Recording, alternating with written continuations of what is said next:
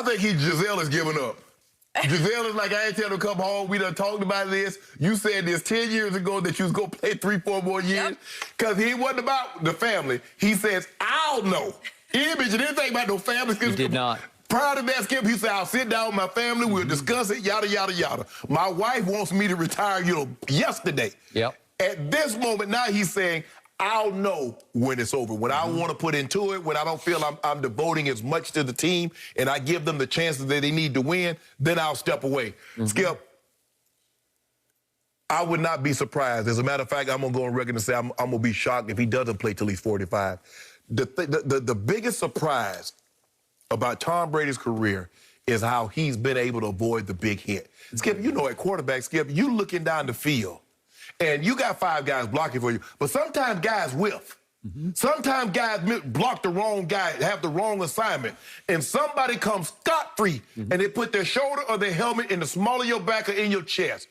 He's been able to avoid hits like that for 20-plus years. He doesn't get the big shot where he has to take a shot, he takes a shot, and he has to come out for one play. Okay.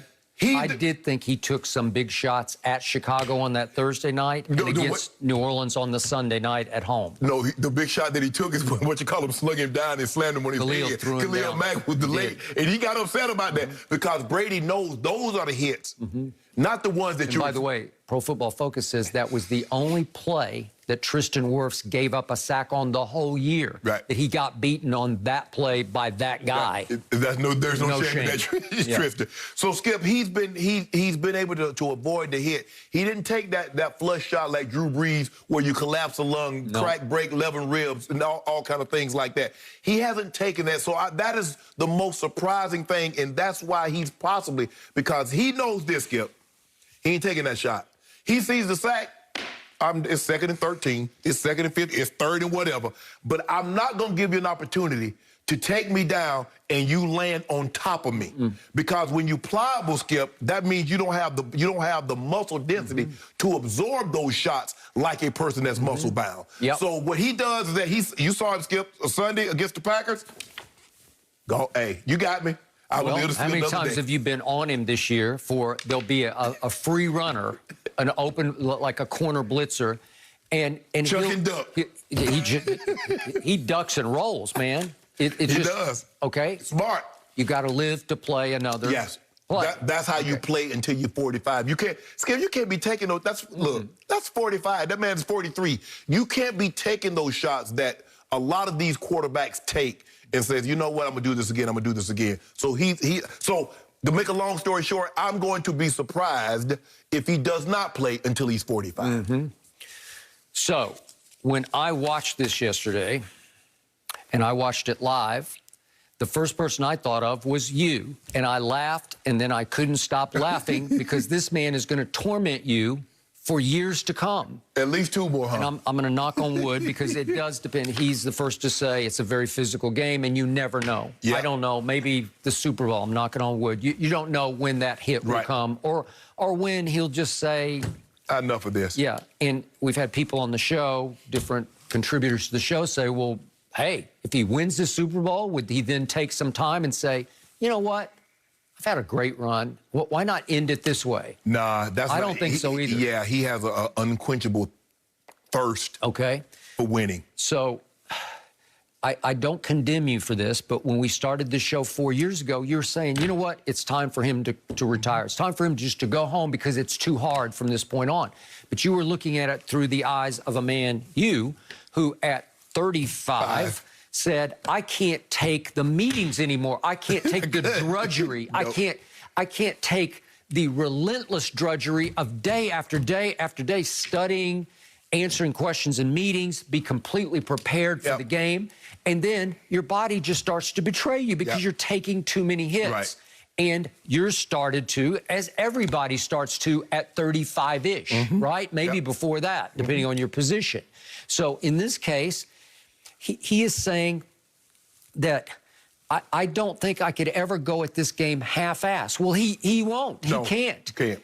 He is still obsessed with it. I'm sure he's calling Byron Leftwich every night at, 11 o'clock at night saying, hey, I just saw this play. Do you think we could try this to do that, to counteract that? Yeah, because he's on fire with it. He likes to play a little off-season golf. He likes to go on a couple of little vacations with his family. But all that really matters to him outside of his family is this. He's on Football fire. takes precedent right now. Yeah, it takes precedence. And he's had a rebirth under a coach that he raved about the other day that he loves. He just loves the atmosphere because he could sort of mold the team the way he wanted to mold it as the absolute unquestioned leader of the team. Yeah, I believe the biggest thing is, Skip, is that he can possibly get on to players and not feel he's stepping on Coach Belichick's toes. Yep. Bruce Arians will allow him to do that. Exactly. No, that is a fact. And then I love the quotes from Larry Foote, and I'd forgotten that Larry Foote, who's the Bucs outside linebackers coach, played with Brady at Michigan. And so he was raving yesterday about how he was humble then and he's still humble now because he's the same guy. He didn't change. He didn't become the man in the mirror, you know, like where you start to become your image. Right. No, he's still Brady. And yet Larry Foote concluded he's just the ultimate competitor. He just likes to compete at the highest level. This is fun for him. Right. This is not, it's not pressure. It's not, there's no relentless drudgery to his life right now. There's no part of his life where he says, you know, I just don't know if I can take this much longer. And the thing is, Skip, is that, as you mentioned, you say, okay, he plays a little golf, he plays a little vacation, but you retire from football.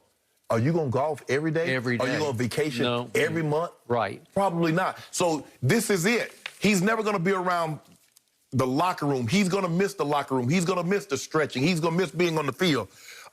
The only thing is, Skip, is that you really never know. We watched Peyton Manning throw 39 touchdowns one year and just seemed like he dropped off a cliff. We did. We saw Drew Brees. What happened? Drew Brees had 30-plus touchdowns, I think, a year before last. And then this year, he was a shell of himself. He was. It goes quick. But Tom has it, and Peyton wasn't taking big shots. Peyton mastered of going down and not taking the big shot. So I wouldn't bet against him. This is the only thing that I'm not going to bet against him because he says, I want to play the 45, and now he says I might play beyond. But, Skip, that's 2 years away. That's next year and the year after. So I don't know about playing beyond, but I do feel comfortable. I feel 80%, 75 to 80, that he'll play at least 2 more years. Yep. I'm not going to, I always tell you, there's one man in sports I don't bet against, and on longevity, I'm not going to bet against him either because he is having fun shattering the mold because he doesn't think about I'm this age. He just thinks I'm the best I've ever been. Right. He feels like he's playing at the highest level ever, both mentally and physically. And he's in a great situation, Skip. Warm weather. People don't understand. Man, I remember practicing in Denver for the Super Bowl, and we went to Miami. Yep. Practicing for the Super Bowl, Skip, and we go to San Diego, or we was in Baltimore practicing outside the cold, and we going down to Tampa. Right, and it has been reported his family loves Tampa. Man. Okay, so look out. You laughing, Jen. I'm telling you, man, hey, that's unbelievable. Like, man, you can wear shorts and short sleeve in January. It's huge. You put that stuff away in September in those other places I was at. But, I mean, he's unbelievable. It's unbelievable. And so I'd have bet a lot of money. I'd have bet a lot of money he wouldn't be playing. Hell, forget 45. Hell, I would have bet money he wouldn't be playing the 43. And I'd have lost everything. Yep. Don't bet against him. I'd have lost everything. Do not bet against him. No, absolutely not. And speaking of not betting against the GOAT, Skip, you wrote a great piece. It's up on foxsports.com just about Brady and how he's totally won you over. But here's the situation, and I love him as well, but there are Brady haters out there still. There are. And Shannon. Yeah. It took me 3 days to write this. I went way deep on how Tom Brady slowly but surely and then completely won me over as a fan. And as you know, I'm a diehard Cowboys fan. I don't like the Patriots. I have little to no use for the Buccaneers. But that guy, I finally decided, is it. He's the realest deal I've ever closely observed.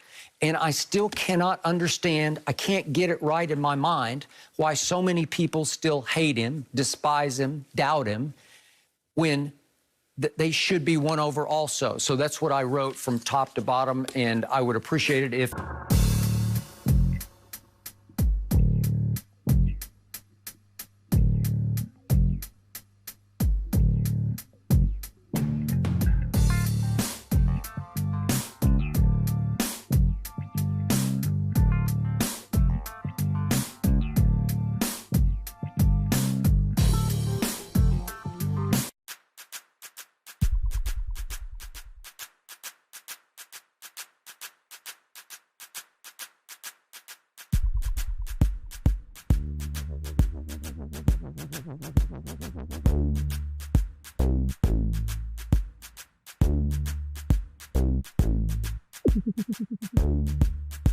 He's been able to avoid hits like that for 20 plus years. He doesn't get the big shot where he has to take a shot.